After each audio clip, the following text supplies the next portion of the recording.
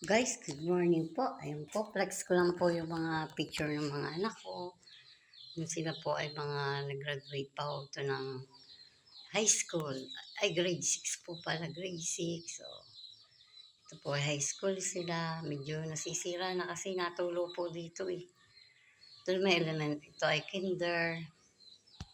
Oh, yung mga picture po yan ay napakaganda para sa atin kasi diyan po natin maalala lahat ng mga pinagdaanan natin sa buhay. Ayan po, nung yayamanin pa po kami yan. Ay ngayon na po, mahirap na. Yan. Mahirap na po. Marami pong nag-ano sa amin ngayon na, Lan, mahirap na, mayabang na. Okay lang po yun. Ito po yung anak ko, drawing po yan. Yan. Yung anak po magaling mag-drawing. Yan. Sa mga picture po yan, maalala natin yung mga nakaraan natin, yung mga pinagdaanan natin. Oh, yun, smile. Smile na picture.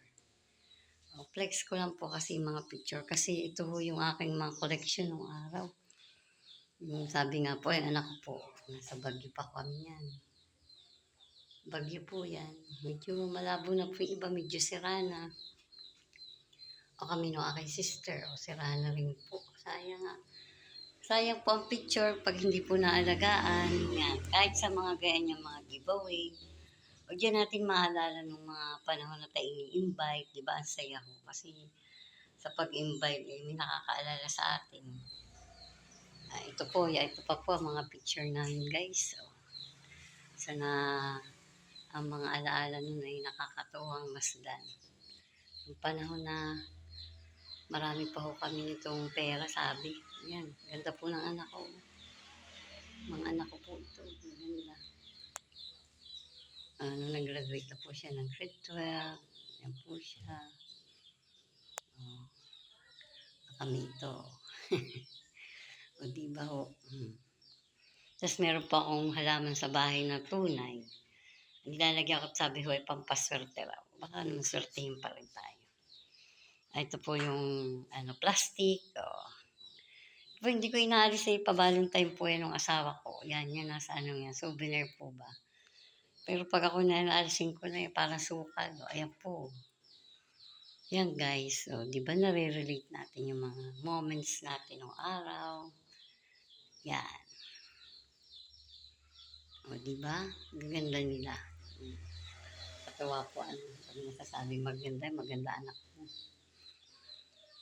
O yan guys, dahil sa picture, maalala po natin yung ating mga nakaraan sa buhay, na mga pinagdaanan natin at pagdadaanan pa hanggang ngayon.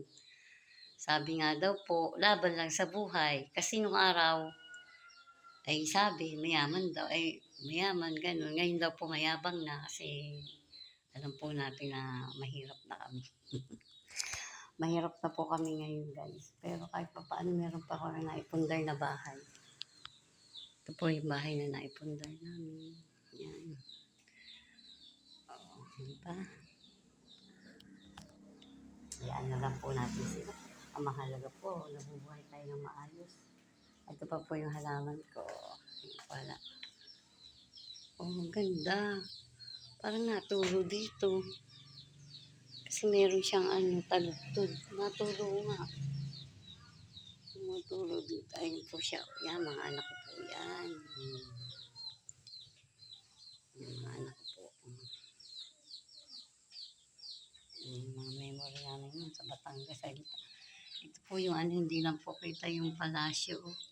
Sa lipa po ba yung pinag-shootingan nila Vice Ganda? Yan po.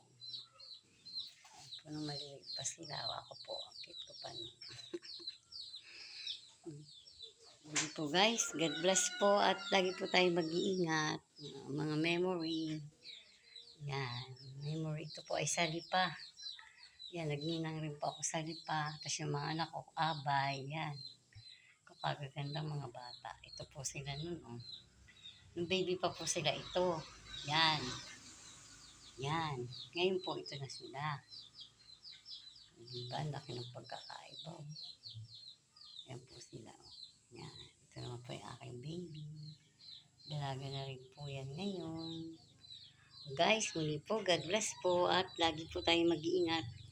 Thank you po sa mga nanonood ng mga video ko. Hayaan niyo na po kung walang buhay ang mahalaga, tayo po ay nabubuhay ng marangal, o di po ba? God bless po.